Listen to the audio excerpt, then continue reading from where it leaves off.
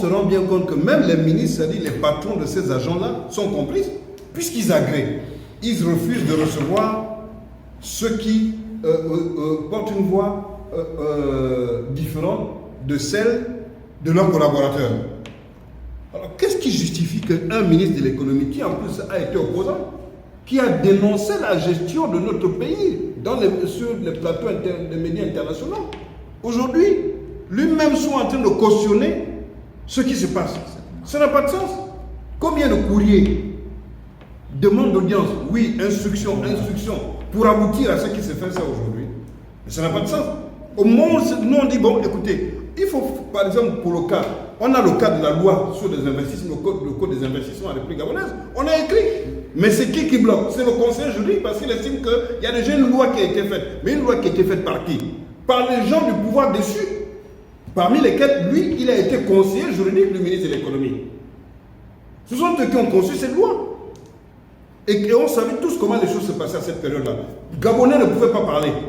Là, comment une loi ne va pas faire état de la préférence nationale? Au Cameroun, à côté, on défend la préférence nationale. Maintenant, quand vous dites aux gens, il faut qu'on discute, qu'on se mette autour d'une table pour faire valoir les idées de tout le monde et qu'on s'asseye. Ils vous disent non, c'est déjà parti au Parlement. On va faire signer au président de la République des textes qui ne cadrent pas avec ses propres orientations à lui-même, qui ne cadrent pas avec la charte de transition. Parce que c'est lui-même le même président qui dit, 2 jours après la prise de pouvoir, qui a dit qu'au Sénégal, où il était affecté à l'ambassade, les étudiants gabonais cherchaient des stages à BGFI, mais il était impossible pour eux d'être embauchés dans les stages au sein de BGFI Gabon, qui est une boîte gabonaise. Mais à la fin, il fallait que ça change. Mais depuis que nous écrivons à ces administrations, quelle est la société qui a changé de comportement? Aucune. Parce que tout le monde s'en fout.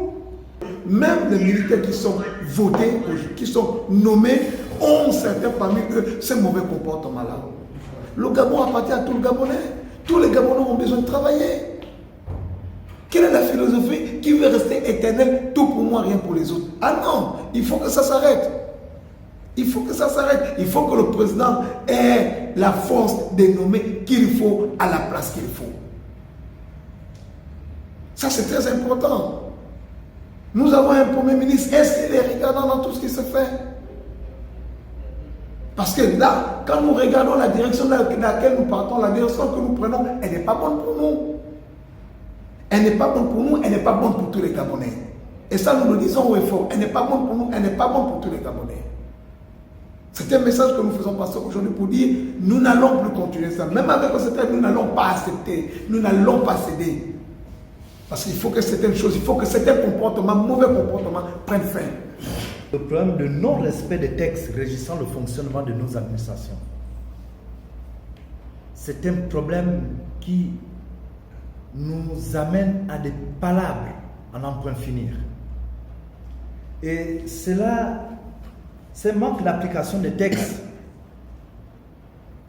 nous amène à des incohérences où même nos responsables, nos ministres, même le président, il y a des personnes qui s'hasardent à le faire signer des choses parfois non conformes aux textes réglementaires.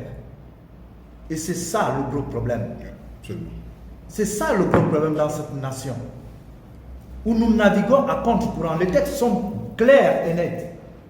Les textes régissant le fonctionnement, par exemple, de la Chambre des métiers de l'artisanat.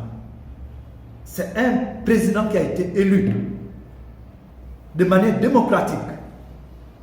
Et l'administration a envoyé un DG qui doit assister le président.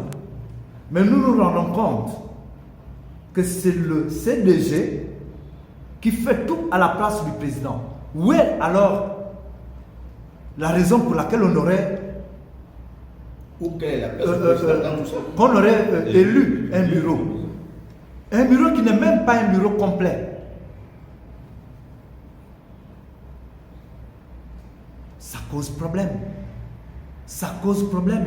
Lorsque nous regardons les textes régissant cette chambre de métiers de l'artisanat, il y a un déphasage de manière unilatérale avec le fonctionnement actuel, comme le disait le président Emmanuel, comment est-ce que c'est au niveau des textes de performance, c'était les textes de performance, le contrat de performance. le contrat de performance, le contrat annuel de performance, qui doit être signé par le président de cette institution, qui aujourd'hui est signé par